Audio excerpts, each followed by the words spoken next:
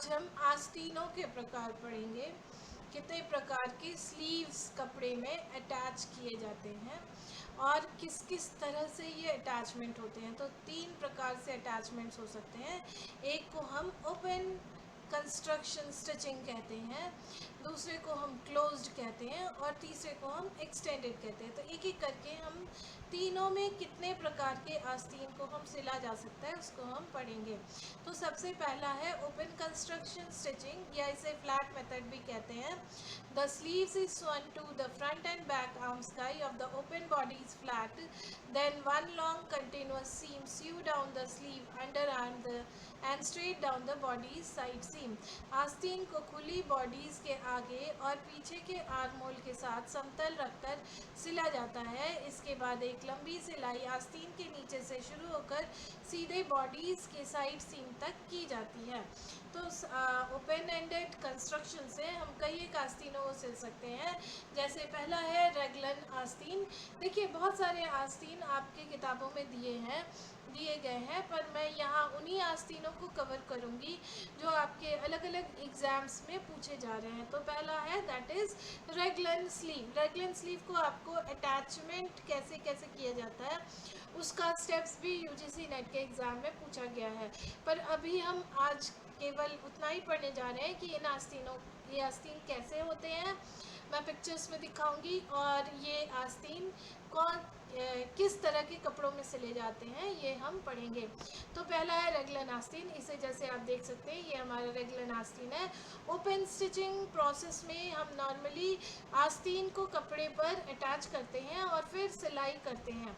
बिना side seam, आस्तीन के साइड सीम को सिले और बिना बॉडीज़ के साइड सीम को सिले हम ये जब स्लीव्स को अटैच करते हैं तो उसे ओपन एंडेड कहते हैं। चलिए रेगलन आस्तीन पढ़ते हैं। Extends in one continuous piece all the way to the collar और neckline, living a diagonal seam running from the underarm to the collar bone.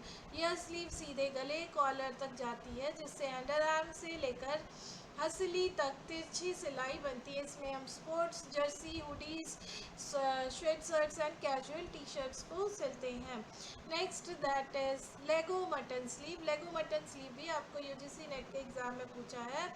ये भी हम ओपन एंडेड ही सिलते हैं। Named because it resembles a sheep leg, it is puffed very full and voluminous at the shoulder and upper arm and then tightly fitted from the elbow down to the wrist. इसका आकार भेड़ की टांग जैसा दिखता है। ये कंधे और ऊपरी बाह पर बहुत फैली हुई होती है लेकिन कोहनी की कलाई तक एकदम फिटेड होती है। तो ये हमारा ऊपर की ओर फूली हुई होती है ये आस्तीन। इसे हम लेगो मटन या गीगॉट आस्तीन भी कहते हैं। Next that is lantern sleeve, a two-section sleeve that expands outward into a balloon or globe shape between the shoulder and the wrist and then constructs back in resembling the shape of a traditional lantern। ठीक है, ये देखिए ये लालटेन की तरह नीचे की ओर फूली होती है। इसे हम लैंटर्न आस्तीन कहते हैं।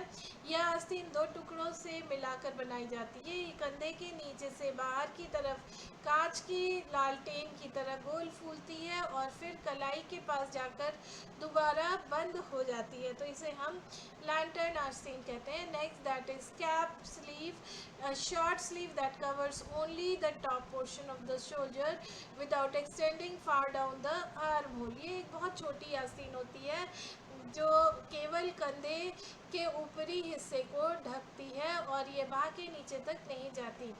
ये समर ड्रेसेस में या फेमिनिन टॉप्स में या इवनिंग गाउन्स में भी इसको हम सिल सकते हैं। ठीक है, नेक्स्ट दैट इज आपका पफ स्लीव। पफ स्लीव आप देखिए तो ये ऊपर की ओर फूली रहती है। पफ स्लीव को हम 3 तरह से बना सकते हैं। एक पफ एट द टॉप, दूसरा पफ एट द बॉटम और पफ एट बोथ साइड। तो इस तरह से हम इसको सिलते हैं। पफ स्लीव के सिलने का तरीका भी आपको यूजीसी नेट के एग्ज़ाम में पूछा गया है, उसको हम लोग आगे चलकर नेक्स्ट क्लास में देखेंगे। गैदर्ड और प्लीटेड एट द शोल्डर, आर्मोल और कफ to create a rounded inflated appearance। इसे कंधे या कलाई के पास चुन्नटें देकर फुलाया जाता है जिससे गुब्बारे की तरह फूली हुई दिखाई देती है। ये ब्लाउजेस में या ट्रेडिशनल इंडियन चोलीज में ये देखी जाती है। इसको किसी समय पे बंगाली वे ऑफ ब्लाउज भी कहा जाता था। तो ये एक फैशन में था जो वेस्ट बंगाल में बहुत प्रैक्टिस किया गया था। Next that is bell sleeve fitted at the shoulder and upper arm then flared outward towards the wrist like the shape of a bell।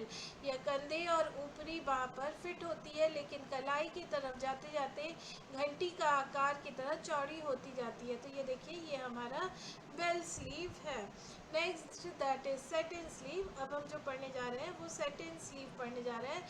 मतलब कि हम पहले साइड सीम, बॉडीज़ की साइड सीम को सिल लेंगे और फिर हम आस्तीन की साइड सीम को भी सिल लेंगे और फिर जो आस्तीन की गोलाई है वो बॉडीज़ की गोलाई में फिट करेंगे। तो इस प्रकार से जब हम सिलाई करते हैं तो उसे हम सेटिन स्लीव कहते हैं। ये नॉर्मली जो एक्सपर्ट्स होते हैं ना वही सेटिन स्लीव को प्रैक्टिस करते हैं।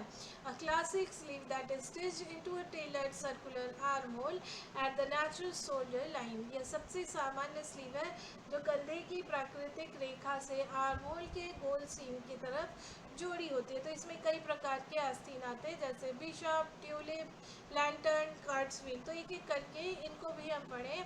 पहला है bishop sleeve, full and loose along the armhole then gathered tightly into the buttoned और elastic cuff at the wrist। ये आपको यूजीसी नेट के एग्जाम में क्वेश्चन पूछा है कि ये आपको सेटिन स्लीव कौन कौन सी होती है, उसमें 1 2 3 सही है, 2 3 4 सही है टाइप का क्वेश्चन था। ठीक है, यह पूरी बाह में ढीली और फ्लेयर वाली होती है लेकिन कलाई पर आकर यह टाइट कफ या पट्टी में चुन्नटों की तरह बंधी होती है। ये देखिए ये हमारा है बिशप आस्तीन। ठीक है, ये फॉर्मल ब्लाउजेस में बनाई जाती है। Next that is petal sleeve.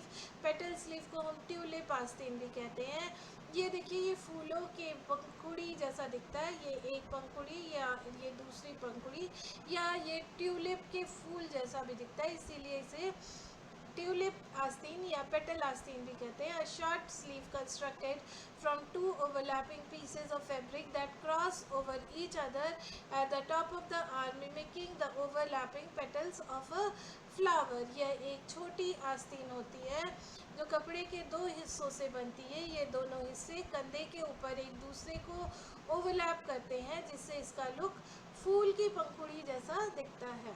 ठीक है, तो ये हमारा सेटिन आस्तीन की तरह हम इसे सिलते हैं।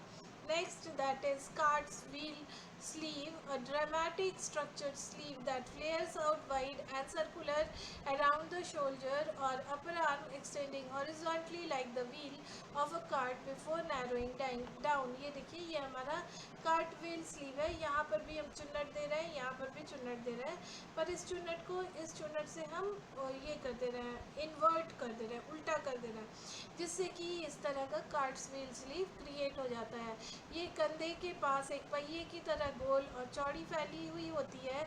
कपड़े को कड़ा करके या उसमें बहुत ज़्यादा प्लेट्स देकर उसे बैलगाड़ी के पहिए जैसा गोल आकार दिया जाता है। तो ये है आपका कार्ट्सविल स्लीव। नेक्स्ट है आपका butterfly sleeve, flares out widely from the shoulder with a soft flowing drape resembling a butterfly wing. यह कंधे से नीचे की ओर चौड़ी और लहराती हुई गिरती है जो तितली के पंख जैसी दिखाई देती है। तो ये देखिए ये आपका है बटरफ्लाई स्लीव्स। ये नॉर्मली आपको ऐसे भी क्वेश्चंस पूछे गए हैं जो कि आपको बच्चों के लिए कौन से सही आस्तीन है। तो जो भी आस्तीन नीचे जाकर टाइट नहीं हो जाता है वो सारे के सारे हम बच्चों के लिए यूज़ कर सकते हैं। जैसे कि आपका ये बटरफ्लाई आस्तीन को हम बच्चों के लिए यूज़ कर सकते हैं। रेगलन आस्तीन को भी हम बच्चों के लिए बेस्ट डिस्क्राइब करते हैं।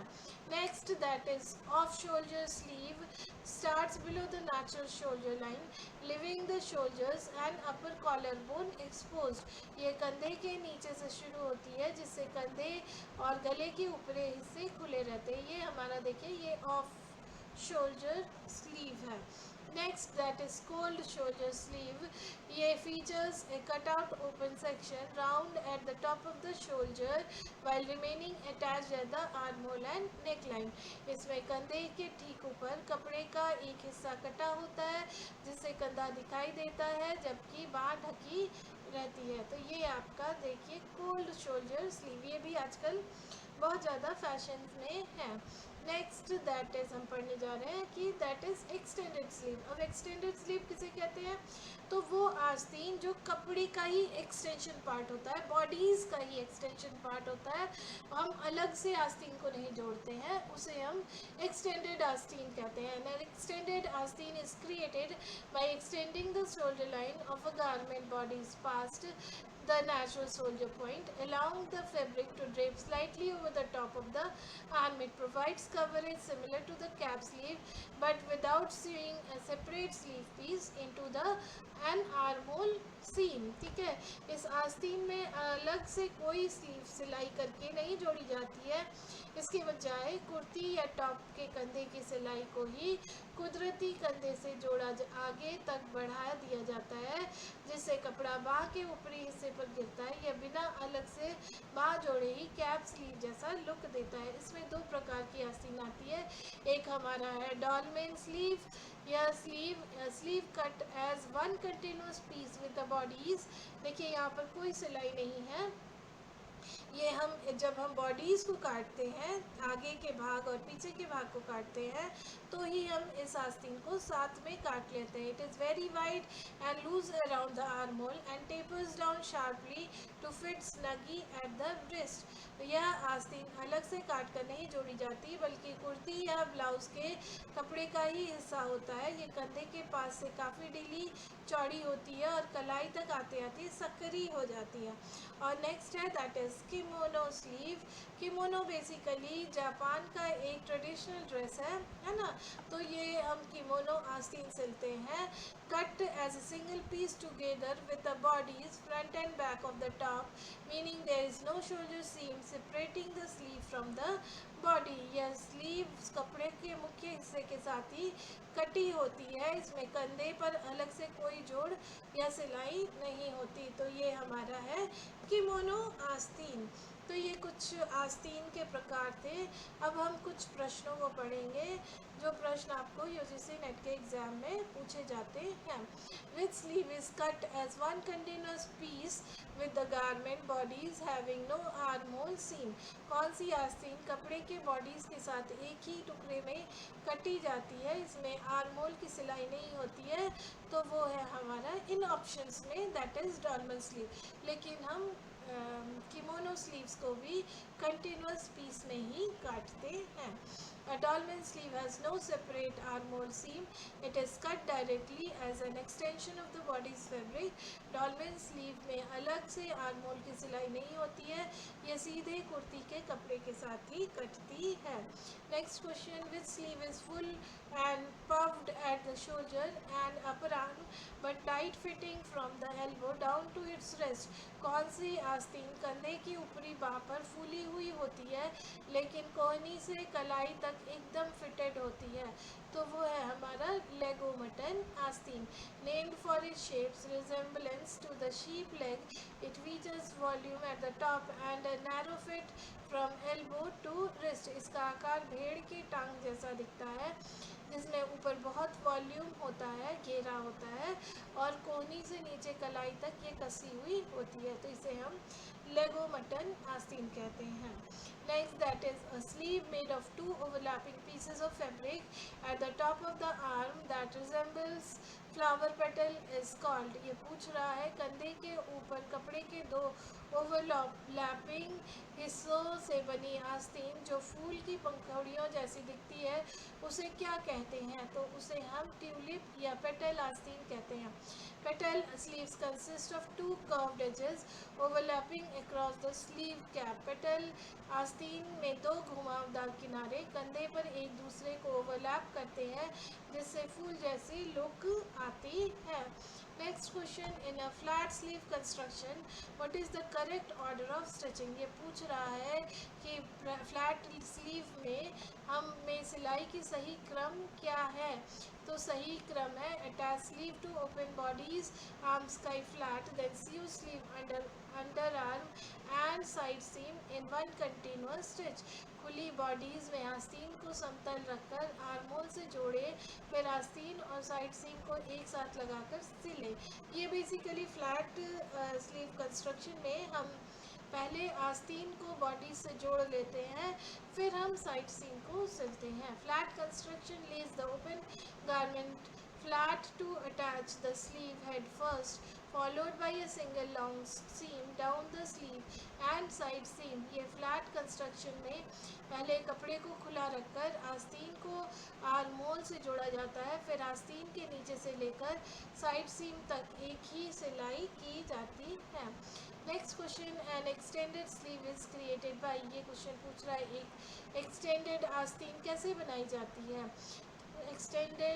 Extending the shoulder line past the natural shoulder point without adding a separate sleeve। बिना अलग आस्तीन जोड़े कंधे की सिलाई को ही कुदरती कंधे से सीधा आगे बढ़ाकर पहले हम काटते हैं, फिर हम उसको बिना सिले ही उसको हम क्योंकि वो आस्तीन और बॉडीज़ को एक साथ काटा जाता है, इसीलिए इसे हम एक्सटेंडेड आस्तीन कहते हैं। N extended sleeve broadens the shoulder seam line beyond the shoulder point to drape slightly over the upper arm। extended sleeve में अलग से बाँह न जोड़कर बॉडीज़ के कंधे को ही आगे बढ़ा दिया जाता है ताकि यह ऊपरी बाँह पर थोड़ा लटक सके।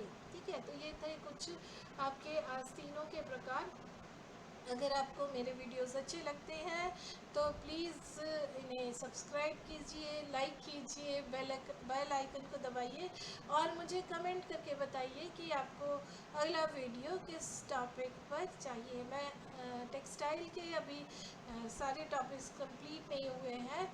मैं सारे टॉपिक्स को कंप्लीट करने के बाद एक नया सब्जेक्ट स्टार्ट करूँगी। Okay, thank you.